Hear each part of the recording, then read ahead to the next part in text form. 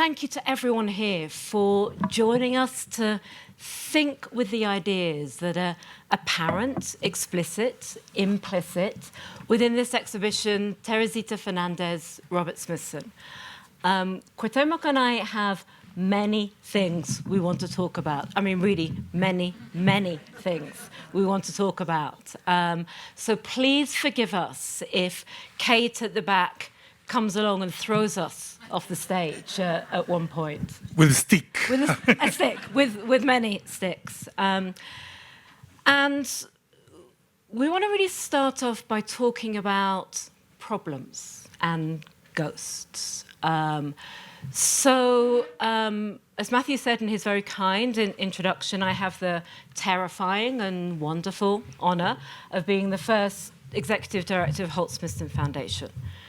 So, what is Holt Smithson Foundation? In many ways, we are dealing with Smithson's ghosts. We are not Robert Smithson, yet we're dealing with Robert Smithson's ghosts. So one of the things that we're always thinking about is, what do we do with Smithson now?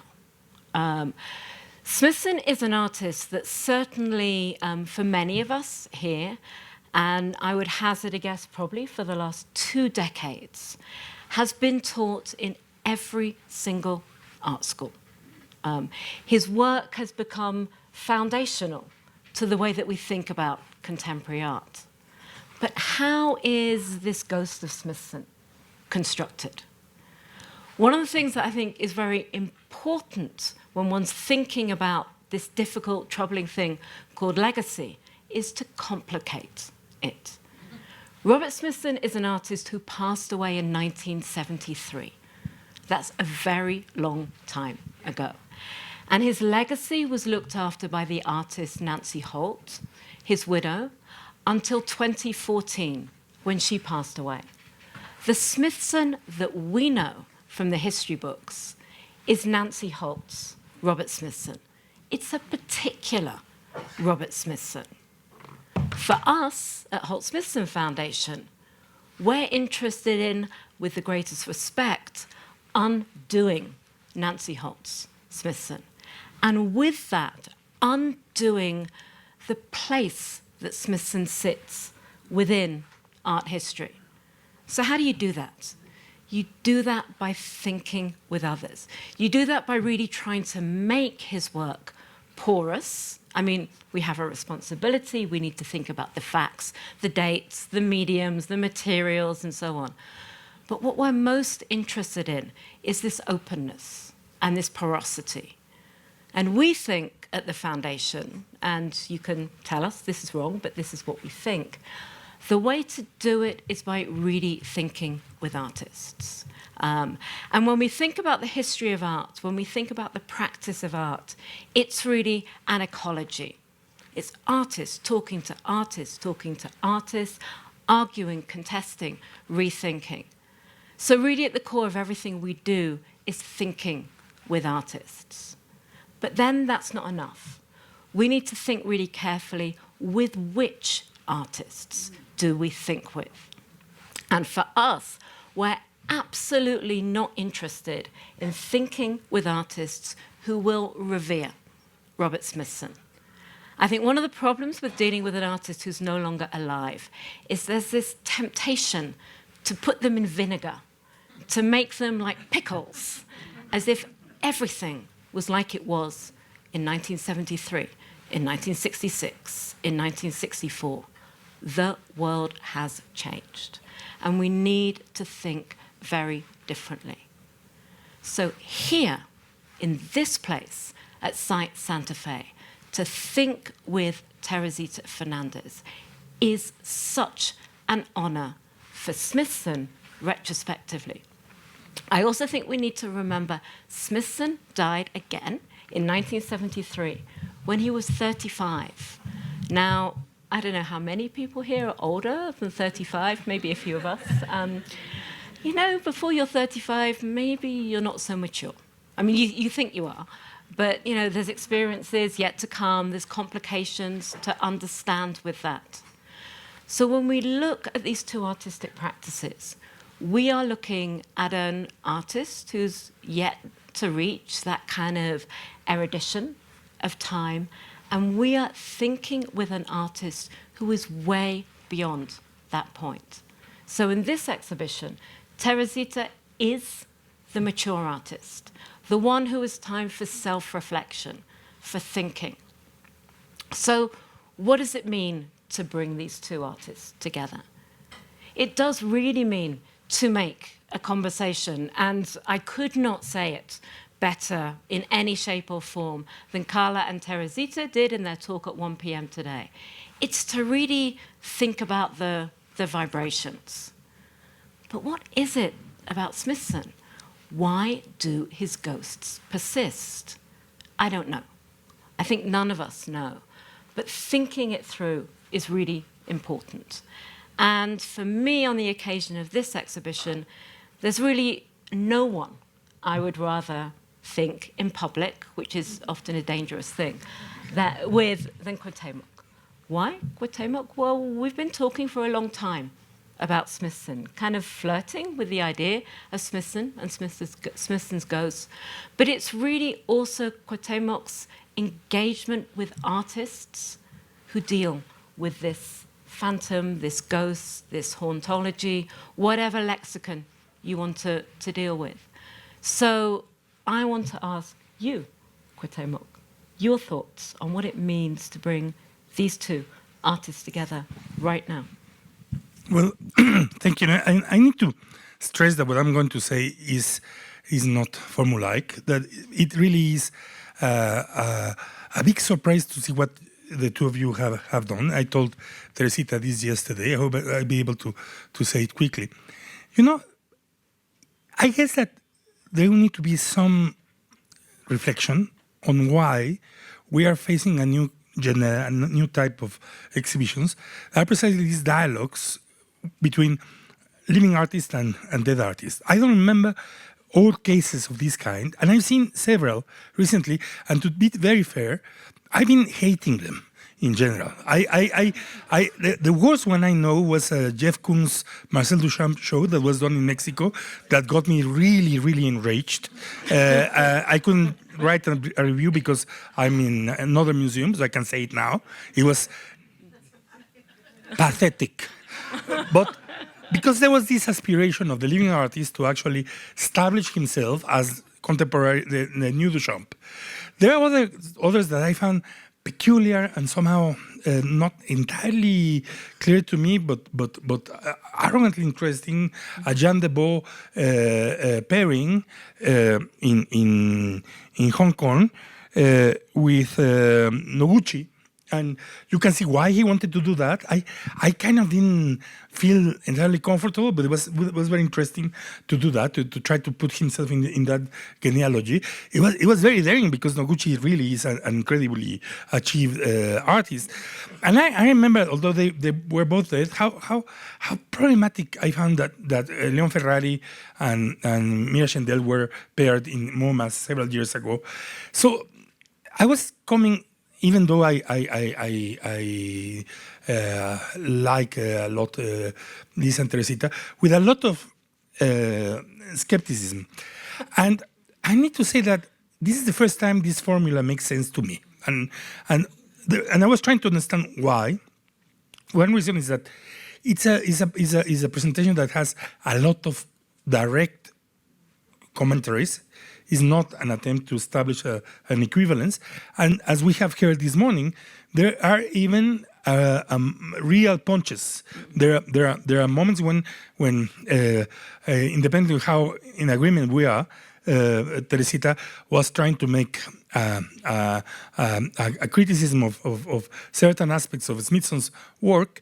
And I'm going to say, because this is an exhibition of ghosts, I have the feeling that Smithson is also making punches on the back. Mm-hmm. So, because this is the thing that I want to somehow suggest you that because of how specific the relationship is, and that is not a relationship of succession, but actually of a critical reflection, done not on the basis of somebody that pretends to be another Smithson, but somebody that actually is located in a different gender identity and logic of practice, the exhibition gets people, I mean, myself, constantly bouncing in relation to thinking, how is it that the works are changing?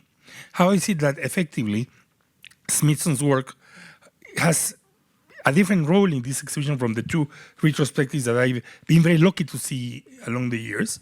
I saw the one in Belgium and the one in New York, but also in the way that the work of Teresita complicates and becomes very, very, very, very interesting. So there's something about, I can see that in a way that something that Teresita mentioned this morning, but I also read in her texts, that she's trying to make us understand what a stacked landscape that is fusing history, politics, and nature in relation to understanding a place. It's also a good figure to talk about what is there in the rooms. That the way in which Teresita Fernández has the upper hand, because Smithson is absent, is that what she's doing with the works is precisely to bring Smithson to account, to actually make us try to think on what is the sandwich of politics, history, and artistic practice that is in those works. And similarly, there's something about the clash of that referent with what Teresita does that makes some things very illuminating, like something that I really had never appreciated in full, how far her work is a thought of the material, a part of being a thought on the material. That this is I'm thrilled with noticing how all this graffiti is a non-site in the sense that she's really thinking about the minds of graffiti in Britain, but also the way they integrate in the gallery as an operation that is referring to mining in a historical sense, and also how that clashes with the type of material thinking that Smithson has brought. So yeah, I'm really. It's not saying I like the show. It's simply that I had something that I really like about the fact that there's a show that where I am thrilled at moments. I'm very hesitant at other moments. I'm about to get angry and say, okay, but this makes sense. So I felt very active, which is something is probably the best praise I can make to an exhibition. So it's not an idle action. And of course, just that sense of liking or dislike. If we think about things that Smithson said, Smithson was always vehement that it's never about liking or disliking art. We're not talking about, I don't know, red or pink, a nice shade of color. It's something about intellectual engagement with possibilities. And this is something that Teresita is intensely doing with her work. She's asking us to stop, to think, to consider the socio-political resonances of everything. There is nothing that is on the outside. And when we were really thinking about how to describe this exhibition, there's a word we kept on using, entanglements. And entanglements is this really wonderful word. And when I think about it, for me, I'm really interested in the way that the philosopher of science, Karen Barad, talks about entanglements. She talks of the importance of intra-relationships rather than interrelationships. So an interrelationship is two things talking to each other. An intra-relationship is when it's both and. It's claiming that space between. And that space between is something that is vibrant and powerful and difficult and really complicated. And for me, art has to be incredibly difficult. That's why I love it so much. If I want to be entertained, to tell you the truth, I'll go out dancing. That's not what I want from art. I want it to do this other thing. And Cuauhtémoc, I really wanted to next think together a little bit about an incredible exhibition that you curated, and we've prepared a few images because it's more interesting than looking at us. Cuauhtémoc curated the 9th edition of Manifesta, and Manifesta is the European biennial. It moves to a different location in every single iteration. And your iteration took place in Belgium. And it was really thinking about the surface beyond the surface of the earth. The surface beyond the surface of the earth, thinking about material, about coal, about mining. And there you really bought, and as we're being very kind of personal and honest here, there for me you really created a model of what it means to think with the historical canon in the present. Well, I don't know. Well, I probably would like to share, because it was your request, a little bit with the audience, something that now makes even more sense. Because when you asked me, I was a little bit intrigued of what you wanted to do. So that was Manifesta, and the project was complicated. It had a contemporary section about restructuring, an attempt to rethink the heritage of mining. And I want to focus on the second section, which was the age of coal. And with Donna, I really tried to make a history of art in the 19th and 20th century on the basis of it being a dialogue with coal and with coal mining and with culture. I mean, something like Duchamp's coal sacks belong to that history. But there was one section that I think really made sense to bring to discuss, which is that in the midst of this former mine, we created this museum space, and it had different sections. And one that really came from the fact that I had been reading and thinking on Smithson was this question. So how is it that there are landscapes of coal mining? These are landscapes of a time where there were not even eyes in the form of the ones we have, so as to look at these places. How is it that we can project a coal mining, age of a Carboniferous era landscape? I need to say that one of my biggest impressions in the show is that I feel I regret the fact that I'm not doing this show now, because Maningue by Teresita Fernandez would have been the perfect piece for this room.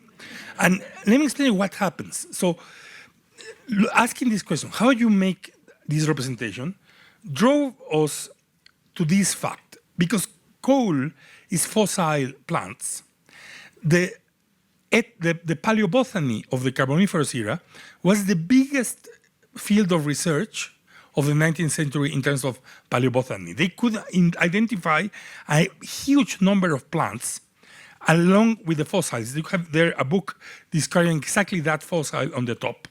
So, therefore, there is this visual culture coming from mining. That's at the Iguanodon that was found in a coal mine. It had the Jurassic layer had fallen into the mine. So I'm just showing you what was in this room. So the books, the landscape of the Carboniferous era, this Iguanodon piece, a set of Max Ernst Histoire Naturelle, but there was also this coal non-site. And again, I'm reforming this, making the fake claim that Teresita Fernandez was shown there as well. But what I need to tell you is that there's something about the fact that this is not a representation of what the artists were thinking. Yeah, it is something that I really defend, that as historians, curators, and also audiences, we are subjected to a certain duty and a certain power of what the artist said, intended, transmitted, and what has happened with them. But we also are in the process of misunderstanding those indications, but also of establishing others. So I was making a completely Smithsonian question, where somehow what the timing, the geological understanding of history of Smithson would have made sense, right? So this was just to probably open a question, which was I guess, what Lisa wanted to make, which is just to show you how complicated the genealogy of Smithson is if you go to the South, if you actually see it from the point of view of the professional artists and the community of people in Latin America.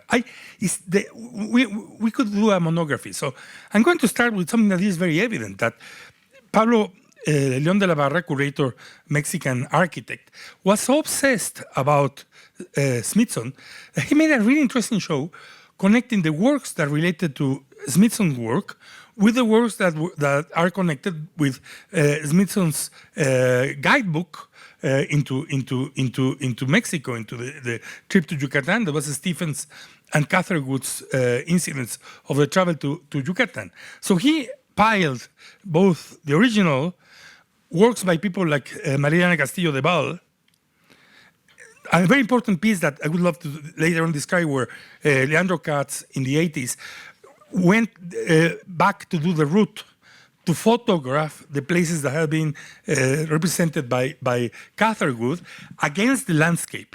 So he was effectively putting into question not only the representation of Catherwood, but the contemporary situation of these touristic places by going there as a tourist. He was not rejecting the travelogue. He was complicating the travelogue by appropriating against the sand. There was a piece by Carrie. I'm just going to show you this flippantly. This is interesting. I hope you're not going to try to go against them with a lawyer. But Alex Hobart filmed Hotel Palenque from one side, and so you had the secondary product. Like a YouTube art video in the room. It was tremendously interesting, and that also came with a transcript of Hotel Palenque that was published there by Alias Editores. There was this piece by Sam Durant that is a very engaged artist in relation to the question of monument and the politics of contemporary United States of America, that looked at the tree as a sort of monument that could be displaced. And I love Jonathan Monk's invented, transliterated, anti-orthographic representation of the sign of Hotel Palenque, or Stefan Brueggemann's mirror against the wall, accompanied with the text of his father that was an archaeologist. So it was a really, really, really interesting exhibition of many ways.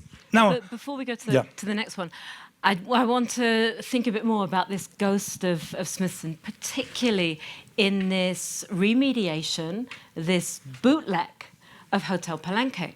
So this is part of the ghost of Smithson. So Smithson's haunting comes from his own mediatization of his work. So really echoing exactly what Teresita said earlier today. So many people know Smithson through the reproduction, through the bad image in the history textbook.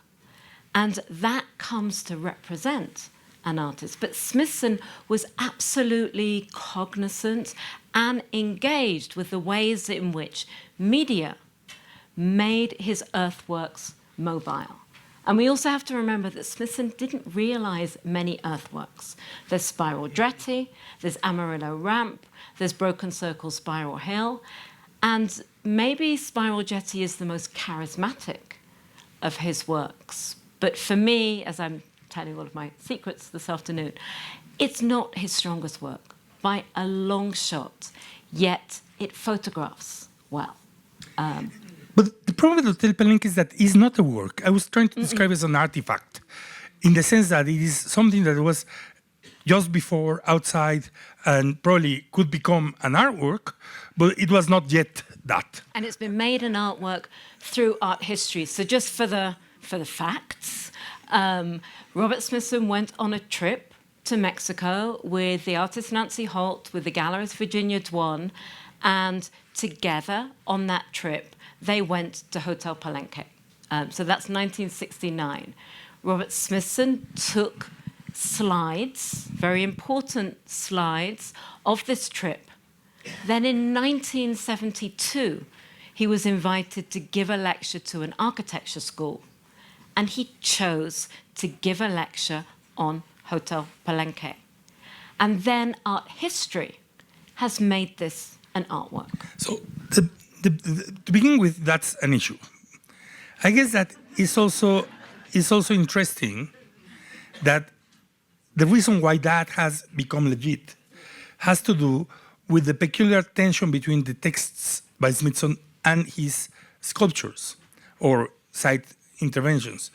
Because I feel that it helps people to bridge between the two of them, so that it actually allows people to think that the texts are artworks. So they is a case where the texts are inside something that, I mean, is not that critical, but it's interesting that it's not clear if it was an artwork, if it was an intervention, it was a provocation. Anyway, it's true, I think Teresita is very right in pointing out that you can feel that you're breaking with the mediation, that you're listening to him, yeah? Now, and there are all these mediations, over mediations, all that is interesting. What I wanted to show, and it became very, very interesting along the 3 days I've been here, is that my reaction to Hotel Palenque, I could have one, has recently, well, not recently, in the last almost 8 years, very much redefined by Enrique Méndez Yoyo's work. And, sorry, am I right? Okay. So what happens is that he, because of León de la Barra's exhibition, he was stuck with this comparison of these two images. An image that comes from the book by Smithson of him sitting in this sculpture in Campeche, in the south of Mexico, the sculpture to Jacinto Canec, the Maya hero of an Indian rebellion, against a photograph by Paolo Gori in a very important book by artist Helen Escobedo that basically was showing how ridiculous Mexican monuments are. Yeah, it's a marvelous book, one of the books I most adore. The book I immediately think about every time something happens with a monument that is simply called Monumentos Mexicanos. And I'm sorry that you don't have access to it because it's a classical. I mean, it's really, really great. Now, the point is that he came from this into Hotel Palenque. And he, as you can see, I asked him all this. He underlined precisely the section about the reference to Mexican violence. He was stuck on this. So, of course, it's interesting that here you have somebody that was working on this field. What was his reaction? Because his reaction, and all this is encoded. He's a Mexican in Mexico City, not a big artist, but an artist that is respected. He basically makes his living in a very difficult way, whatever. But what he did was to try to redo roughly the root. He was not like Leandro Katz, faithful to the root. And that's the comparison between the two roots. And he was being, that was framed politically, historically, by two things. On the one hand, that in that moment, a number of peasants had toppled down a sculpture of a politician. And instead of it, they had inscribed, "Long life, Jacinto Canec." So this is a counter-monument in times of anti-colonial monuments that is referring to the other monuments referent to do this. And he comes to this along with these other anti-foreigners, anti-colonial line in Maya that he found. Now, so this is the context. I mean, this is the stack landscape that has, to use Teresita's very, very, very useful category. And what he comes with, I'm just going to describe it, but you'll see it, is that he has a very complicated work with many, many moments. But one part of it is there are 3 videos. And one of them, as I hope you will be able to see, shows the displays mirrors that he made with him reading the paragraph about violence in Mexico by Smithson. He does it once and twice, and it is repetitive. It's a mantra. His voice, and in the back, or in a different moment, Smithson's voice badly taped from the bad tape through somebody else's tape, right? So, but let me try to explain you this, because it's encoded, it's not explicit. I think it's extremely interesting of different reactions. So somehow what Enrique is suggesting is a reaction where it is, it's not, what a stereotype, which is what Teresita Fernandez has brilliantly brought us to discuss. He's saying he was right. It is a very interesting situation. I mean, Enrique is in a moment in Mexico where the questions of violence have become the political questions. He basically comes to this piece and finds it revelatory. And his reason to remake the mirrors and to go back to Smithson, and you can see there the state of the monument. And there's this narrative about looking at the tension between the story of Smithson, the text of Smithson, the presence of violence in a political sense, the memory of anti-colonial violence of the place, and the feeling that the social violence of this space was important. So somehow, I'm not saying which is if there's a right or bad interpretation. Both interpretations are extremely illuminating. But and here I'm going to make an argument I was trying to tell. Look, this is dismembering. Think this is in the midst of a Mexican violence crisis. Yeah, that's what he's referring to.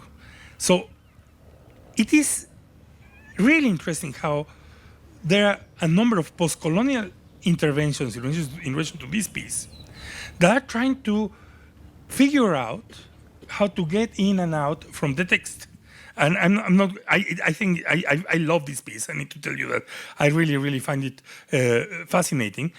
But so what we are finding is this situation where people somehow are coming out of Smithson, not towards Smithson. And let me just show you a couple of other examples where I put everything here. This is an earliest piece. This is by Enrique Jessic, Argentina and Mexico. It predates the Mexican moment of violence. Yeah. Now it feels really prophetic, terribly prophetic. It's a piece that is like Smithson looking at Teresa Margolles, because I'm going to try to think that timing here is not following the chronological order. The way you need to read artwork sometimes has to do a little bit with the strange idea that you need to actually, as a friend of mine said, you need to read Plato through Baudrillard. Anyway, so he redid the Asphalt Rundown, both with entrails and blood, in the Mexican border. And maybe just to say what Asphalt Rundown is, Robert Smithson made a number of sculptures, and they really are sculptures that take the form of flows and ports. So there's one work, and this is one of the many works that troubles me so much by Smithson, which he made in Canada, where he took a series of big barrels of toxic glue and poured it down a landscape.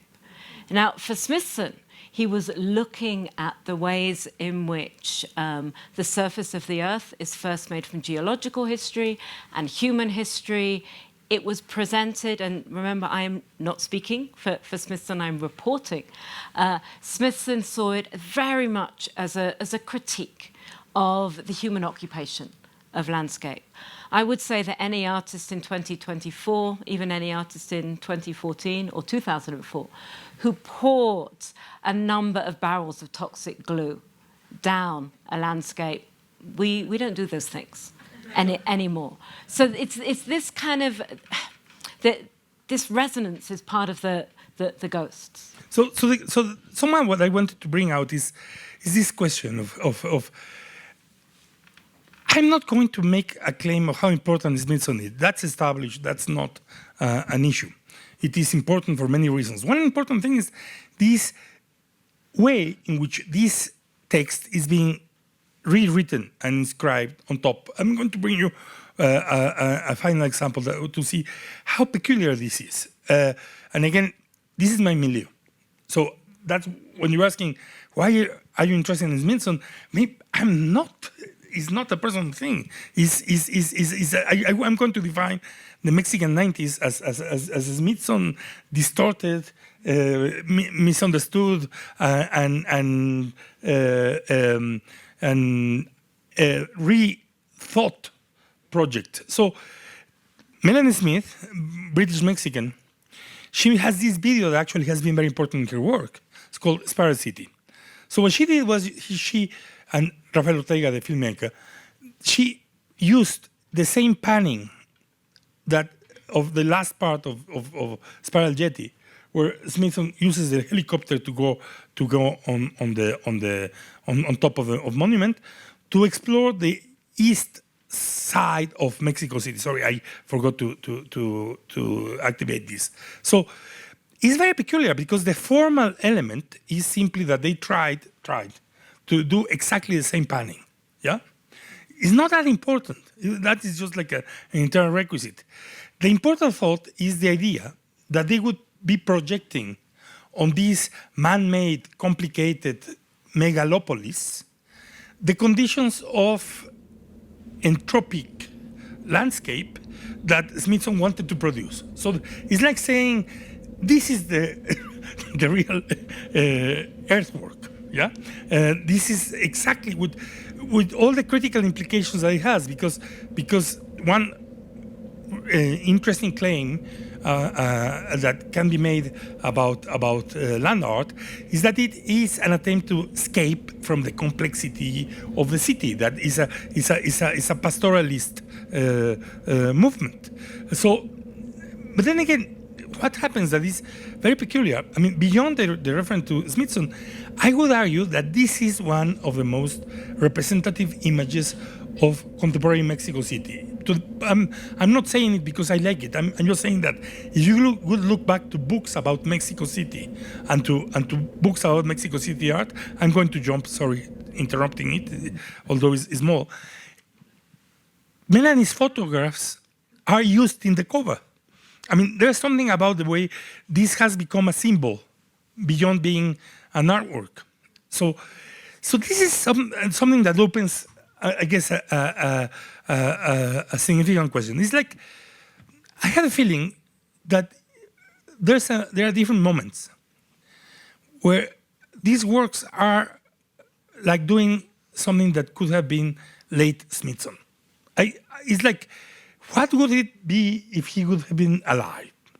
Yeah. But how could he have been evolved? Okay, now I'm going to really bring a critique to you here. Isn't that it's the classic thing? So often when we at the Foundation do talks, this question is asked. Is that not the most nostalgic and romantic position? Because we cannot know, we cannot ask Smithson.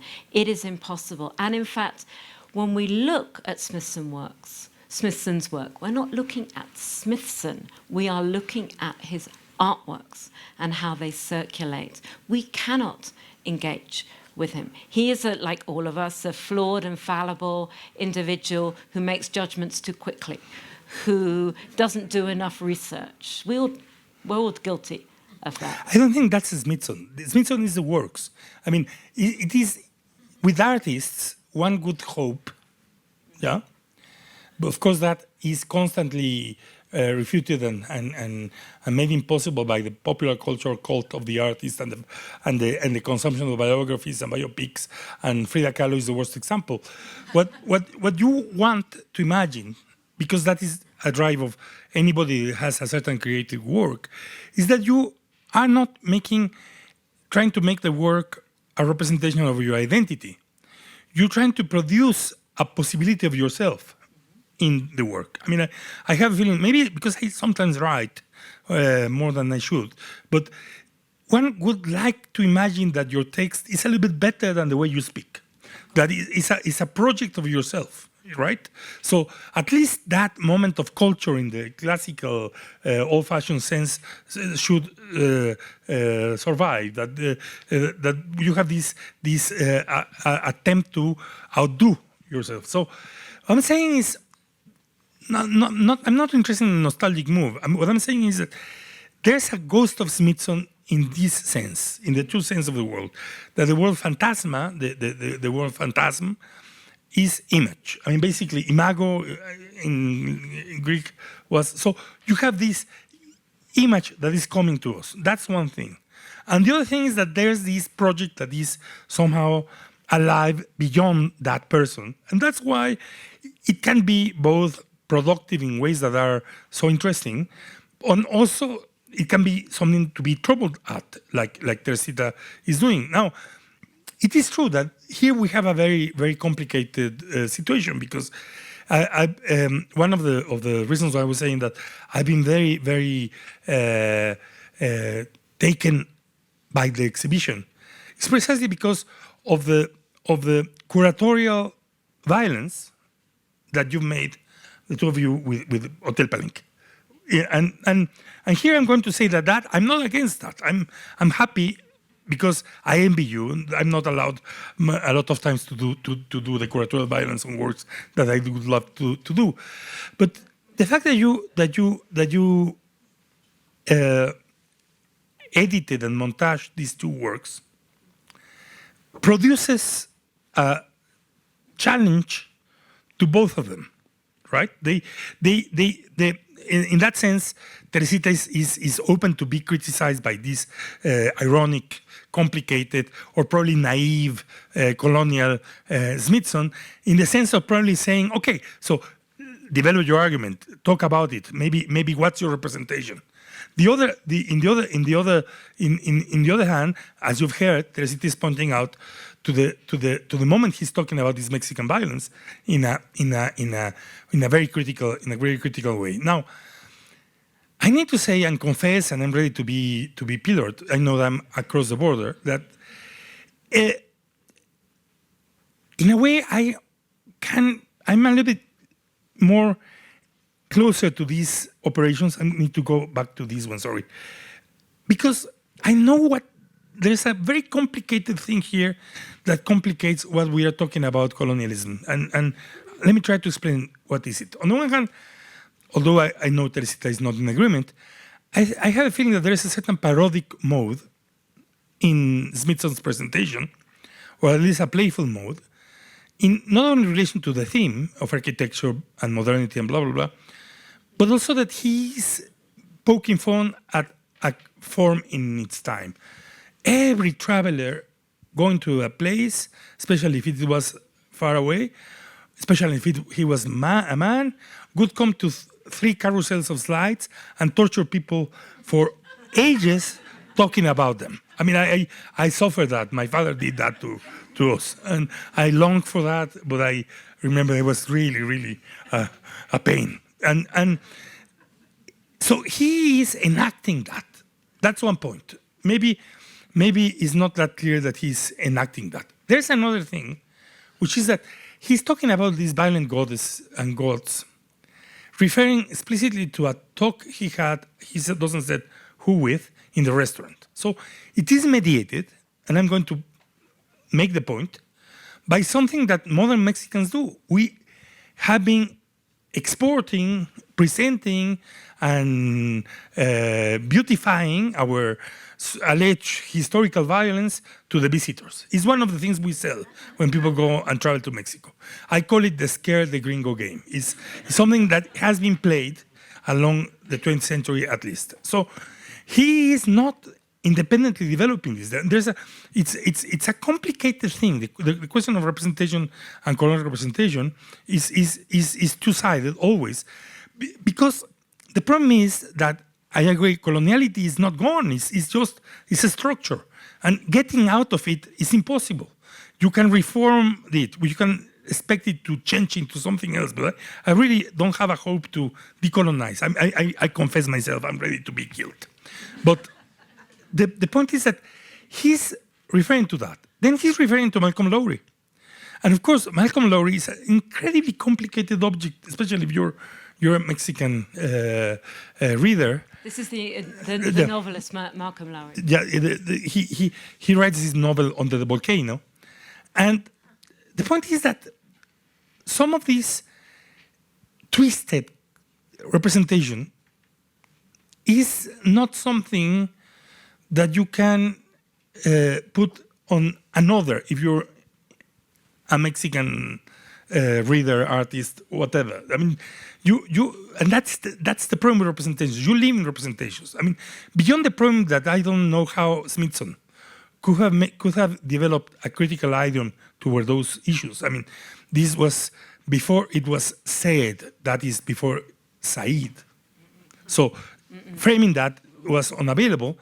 I feel that the way he's dealing with that has to do with a certain post-colonial syndrome of explaining a certain tension that involved also somehow his own coming, because he's trying to tell the students Mexico is dangerous. I mean, it's a very, very, very, very peculiar game. So I guess that I can see now that it can be offensive for some people.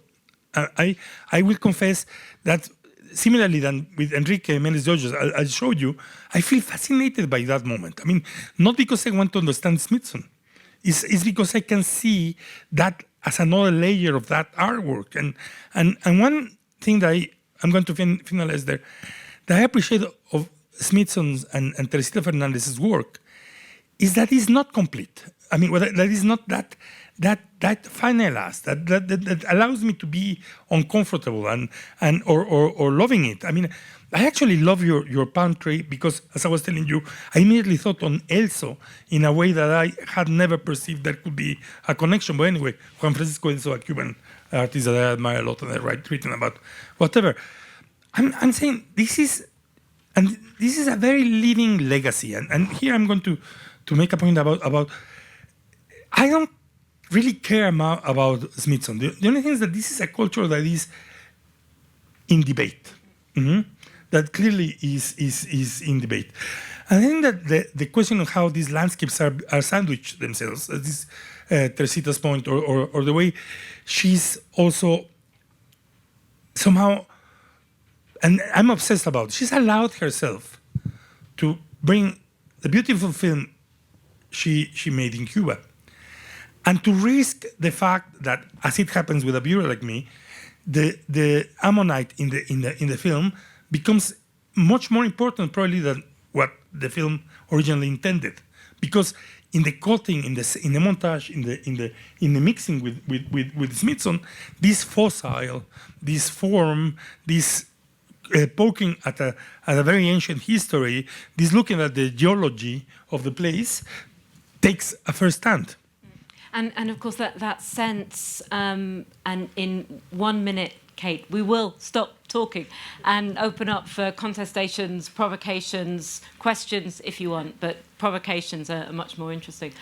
This, when you mentioned Edward Said's book, Orientalism, it was published after Smithson made this work. Yet, because Smithson is placed within the canon of art history, whether he wanted to be there or not is beside the point. He is there. Multiple times when we read his work, we read it through our own generation. We read it through our own reading lists. So I remember very distinctly one of my reading lists when I was studying was the collected writings of Robert Smithson and Edward Said's Orientalism.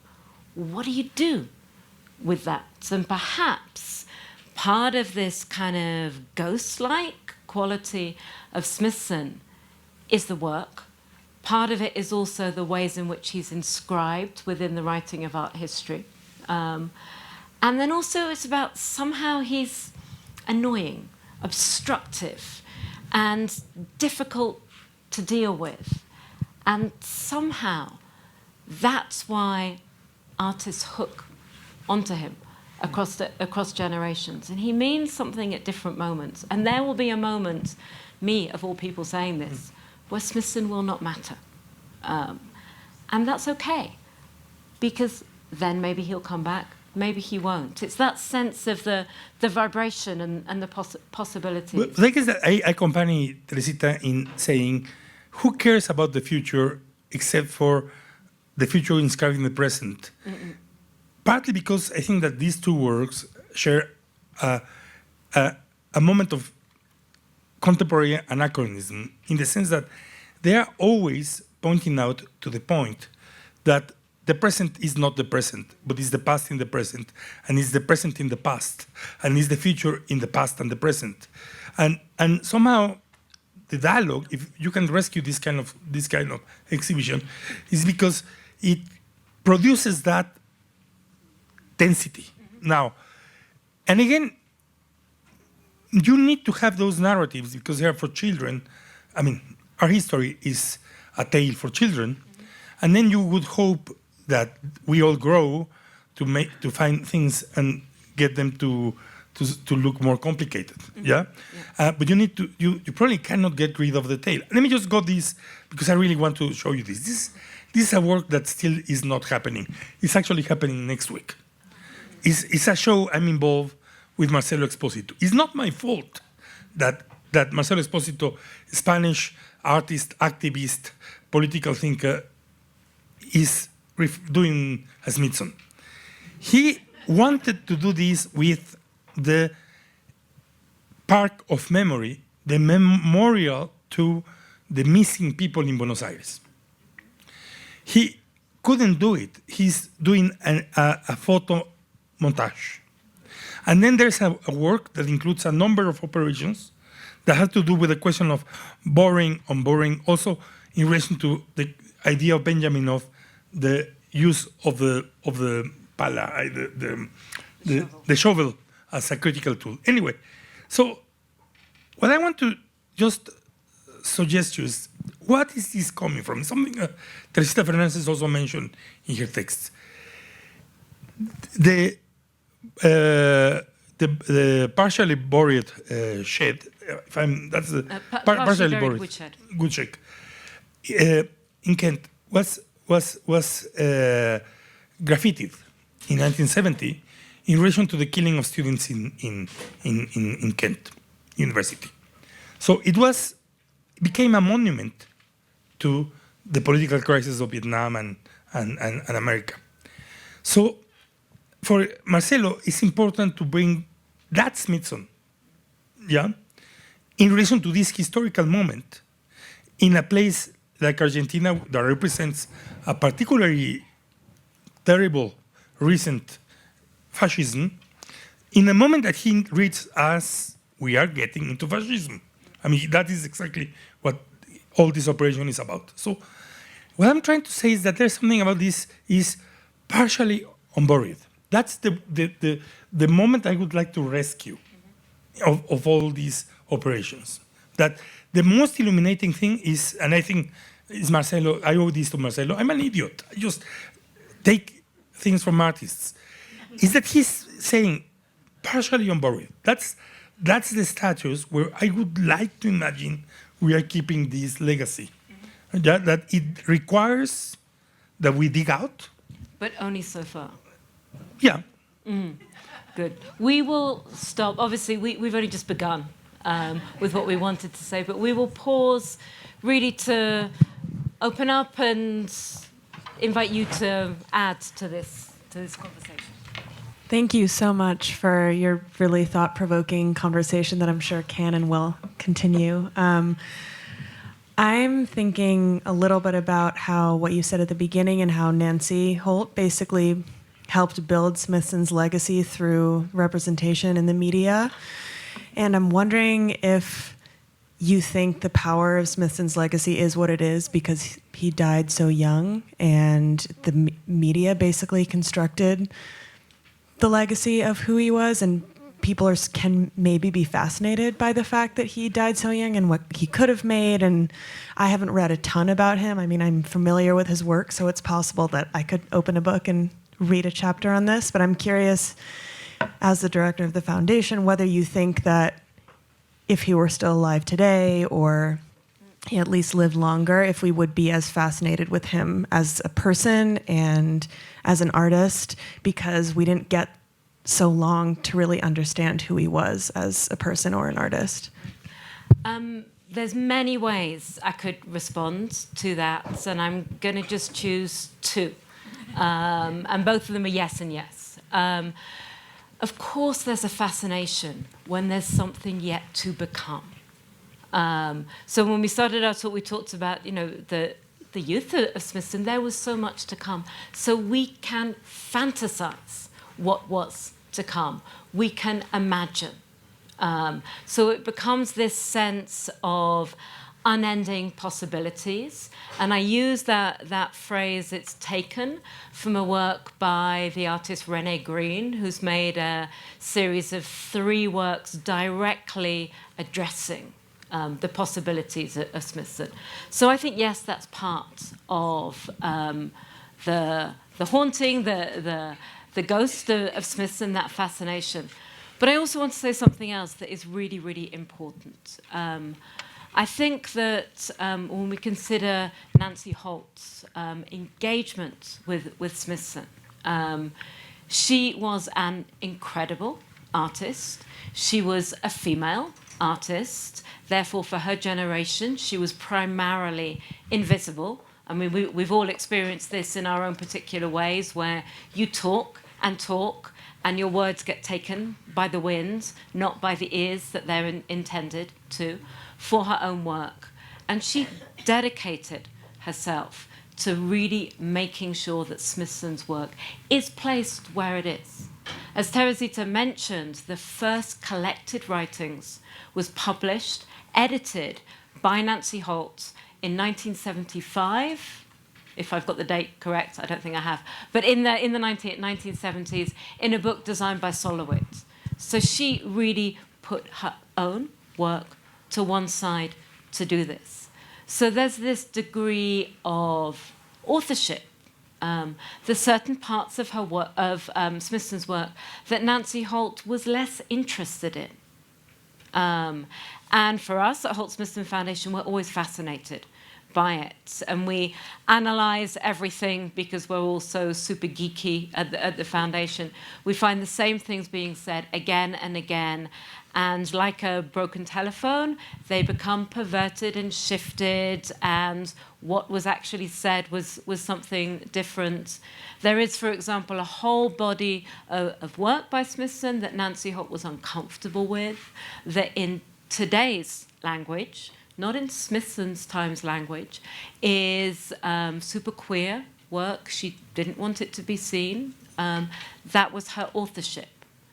So I think she had a really fundamental impact on the work, is how his work is written into art history.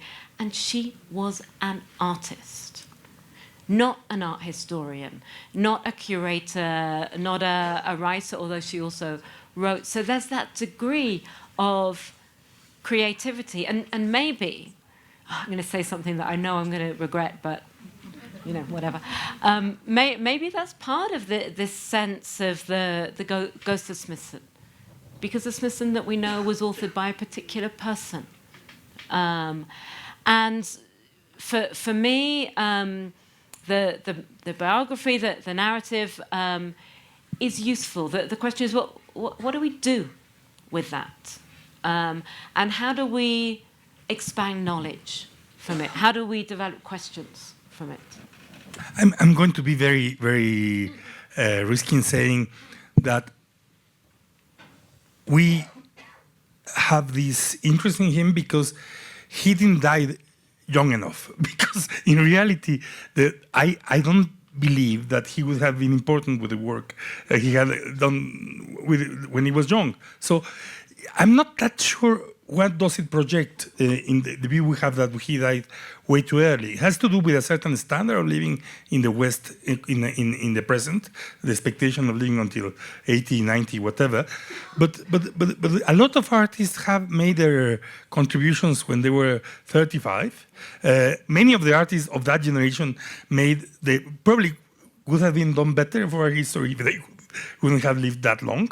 And there's a lot to say that in that moment there was a certain emphasis in a kind of 1930 in the 30s creativity. So it's interesting. I have never thought about that early dying so much until this week. I need to say out of ignorance, but it's not something that has counted so much. I guess that it is more interesting how apparently clear the work is, because what he doesn't have is something that happens with maturity, this kind of revisioning, regretting, or the repetition. No, he just didn't have the middle-age artistic crisis, probably, which is something that really happens in my experience. Hi, I haven't seen the glue piece before, and it intrigues me just your response to it. And it reminds me of when Chris Burden was shot, of course, and all the repercussions of that, and some of the regrets historically. At the same time, I appreciate the glue piece because it reflects where our boundaries are, like we see the mirror in his work. That piece immediately makes me think of where are our lines. And we have that discussion, not so much about what he did back then, but what we think of as drawing the line, both like within artwork, but also social. And we keep finding new lines to constantly, historically, define as either good or bad. And so I appreciate that he found those boundaries, and that process is something that we're actively discussing rather than not having it and not discussing it. If I can come straight back to that, I mean, I think Chris Burden, so the work that you're referring to is a work called Shoot, where Chris Burden shot himself in the arm. Like an extreme thing to do. But Chris Burden was a white man. Means something very different if a black or brown man will have done that. So that acuity of paying perception to what it means, who does what, it changes. And the importance, the urgency, the responsibility, even to say it even clearer, the ethics of thinking about how we engage with art is being aware, being cognizant of the context, the times, the questions, the ever-changing complications. One has to take them into account. And the conversation now in, what month is it? July 2024 will have been different from a conversation we would have about Smithson in July 2020. And that's essential because art is in and of the world. And it's vibrant and it's moving and it vibrates.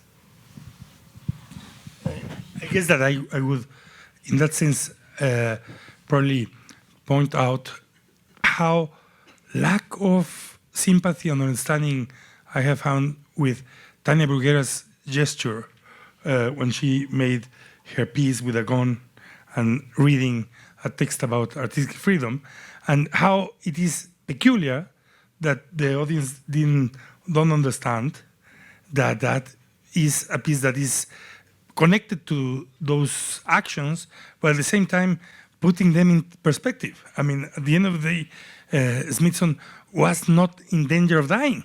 I mean, there's people have been very, very, very, very hard against the fact that Tania was playing Russian roulette, but she was both doing something very arrogant, which is to make sure that people would understand that she was risking the position of the avant-garde, but at the same time she was making a question about artistic responsibility. So I have the feeling that we need to come back to that in a different sense. It's not so much what would have happened, it's what's happened when that gesture has been done, both because it changes, it's not in any way comparable.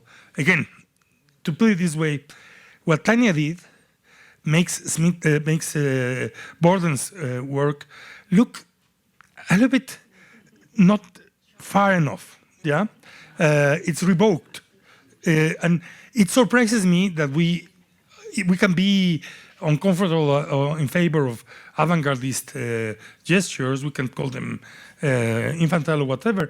But the point is that that is a piece that clearly suggests that the avant-garde is not necessarily there. That, I mean, I still need to say that uncomfortable as I am with the fact that she did that, because she's my friend, I was really worried when she did it. I now know that it's a piece that I appreciate more highly than that other piece. Thank you so much for joining us. Thank you, Cuauhtemoc.